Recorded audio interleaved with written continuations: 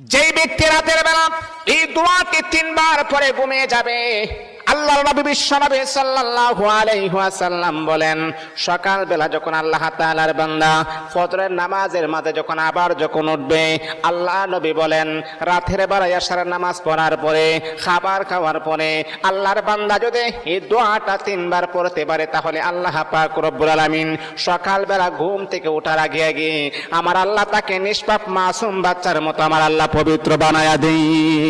দোয়াটা সবাই আমরা জানি, আমরা সবাই কিন্তু দোয়াটা জানি, কিন্তু আমরা আমল করি না। দোয়াটা হলো আস্তাগফিরুল্লাহাল্লাযী লা ইলাহা ইল্লা হুয়াল হাইয়ুল কাইয়্যুম ওয়া আতুবু ইলাইহি লা হাওলা ওয়ালা কুওয়াতা ইল্লা বিল্লাহিল আলিয়্যিল আযীম।